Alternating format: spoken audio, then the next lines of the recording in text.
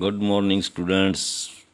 SS के first chapter के chapter का नाम है कैसे, कब और कहाँ, और 8वीं कक्षा। इसमें कहता भाई जेम्स मिल ने भारतीय इतिहास को किस तरह कालखंडों में बांटा है, उसमें क्या समस्याएं हैं। जेम्स मिल ने ए हिस्ट्री ऑफ ब्रिटिश इंडिया नामक एक किताब लिखी। इसमें इन्होंने भारत के इतिहास को हिंदू, मुस्लिम तथा ब्रिटिश नामक 3 कालखंडों में बांटा है। समस्याएं इसकी, भारतीय इतिहास के इस काल विभाजन की निम्नलिखित समस्याएं। इतिहास को हिंदू काल या मुस्लिम काल का नाम नहीं दिया जा सकता, क्योंकि सभी कालों में कई धर्म साथ साथ प्रचलित थे। उदाहरण के लिए भारत में हिंदू या मुस्लिम धर्म के साथ साथ बौद्ध धर्म तथा जैन धर्म भी प्रचलित रहे हैं। नंबर 2, इतिहास के किसी काल को उस काल के शासकों के धर्म के साथ जोड़ना भी उचित नहीं है। इसका अर्थ यह होगा कि अन्य लोगों के जीवन तथा रीति रिवाजों का कोई और अलग से महत्व नहीं है। वैसे भी प्राचीन भारत में सभी शासकों का धर्म भी एक नहीं था।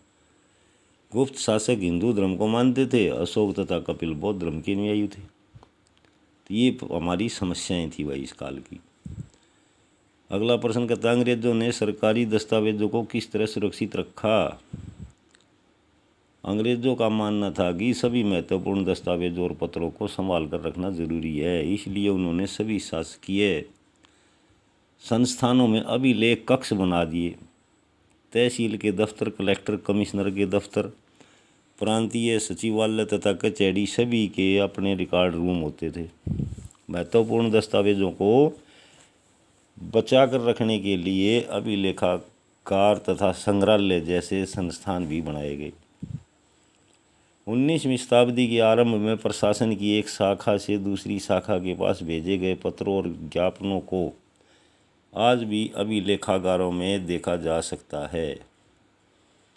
इस समय तक इन दस्तावेजों की सावधानीपूर्वक नकलें भी बनाई जाने लगी थी। उन्हें बहुत ही सुंदर ढंग से हाथ से लिख लिया जाता था। 19वीं शताब्दी के मध्य तक छपाई की तकनीकी के आ जाने से सरकारी विभाग कार्रवाइयों के दस्तावेजों की कई प्रतियां बनाई जाने लगी। इस प्रकार अंग्रेजों ने अपने दस्तावेजों को सुरक्षित रखा। अगला प्रश्न है इतिहासकार पुराने अखबारों से जो जानकारी जुटाते हैं वह पुलिस की रिपोर्टरों में उपलब्ध जानकारी से किस तरह अलग होती है। इतिहासकार पुराने अखबारों से जो जानकारी जुटाते हैं वह किसी घटना की लगभग सही जानकारी होती है। उदाहरण के लिए कहीं सरकार विरोधी हड़ताल हुई या दंगा हुआ तो इसके लिए सरकार की जो नीति उत्तरदायी रही होगी, अखबार उसी नीति को ही दोष देती है। इसके विपरीत पुलिस की रिपोर्ट में इसके लिए हड़तालियों तथा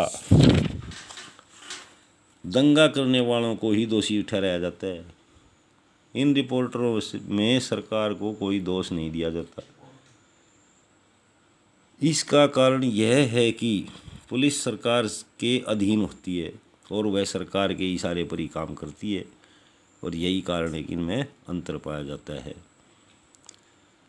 ओके स्टूडेंट्स।